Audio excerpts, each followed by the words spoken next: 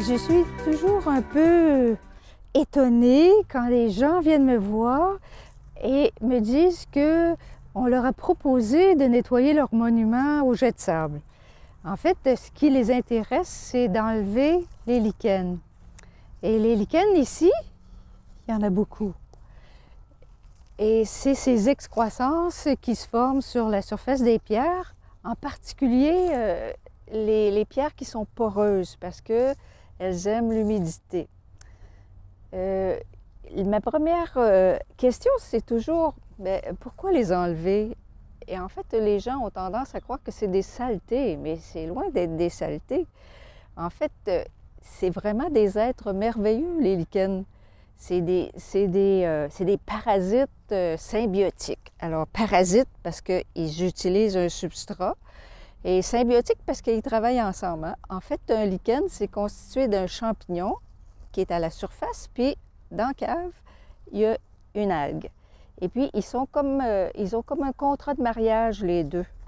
Alors, le champignon, lui, il capte le soleil, puis il protège l'algue du soleil, qu'il n'aime pas trop. Et puis, l'algue, elle transfère le carbone de la photosynthèse vers le champignon qui en a bien besoin pour se nourrir. Alors, mais ce qu'il faut savoir, c'est que ça pousse pas vite un champignon, un lichen. Ça peut pas plus que 1 millimètre par année. C'est pas énorme. Dans certains pays, les lichens sont protégés. Alors, c'est dire que c'est des espèces importantes.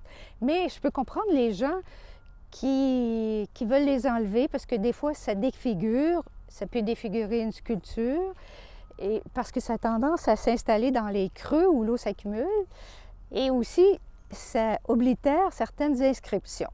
Alors, je peux les comprendre quand ils veulent les enlever. Mais il faut qu'ils sachent une chose, c'est qu'ils vont les enlever, ça va toujours être juste temporaire. Et l'autre chose qu'il faut qu'ils sachent, c'est qu'à chaque fois qu'ils vont enlever des lichens, ils vont enlever une couche de pierre.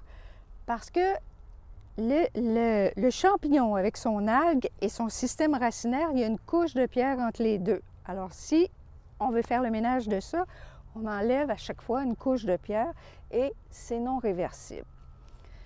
Bon, si on veut absolument... moi, je serais plus pro, on fait de la prévention, c'est-à-dire que, d'abord, si on peut, on choisit sa pierre. C'est sûr que si on a une pierre qui est moins poreuse, elle va être moins susceptible de développer des lichens sur sa surface. Mais quand on ne l'a pas choisi puis qu'elle est déjà là, on peut essayer d'éliminer un peu de ce qui lui apporte de l'ombre. Tu sais, bon, ici, cette stèle, elle est pas mal au soleil, mais il y a des arbres qui lui portent de l'ombre. Mais je n'irai pas jusqu'à couper un arbre pour protéger, mais couper une végétation basse, ça peut aider. Alors, quand je disais, quand on peut choisir sa pierre, on choisit une pierre qui est peu poreuse.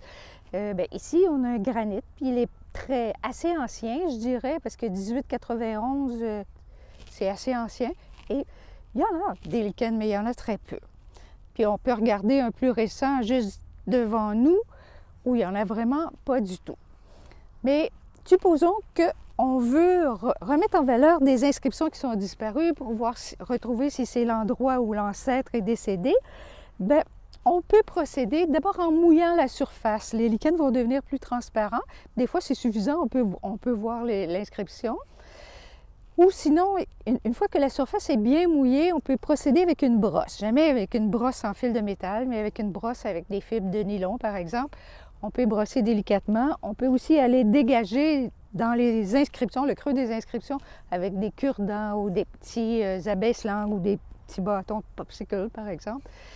Et puis, là, ce qui est important, parce qu'on sait qu'ils vont revenir, les lichens, c'est de documenter de façon photographique complète le monument pour avoir une fois pour toutes, en quelque part, archivé les inscriptions qu'on voulait mettre en valeur.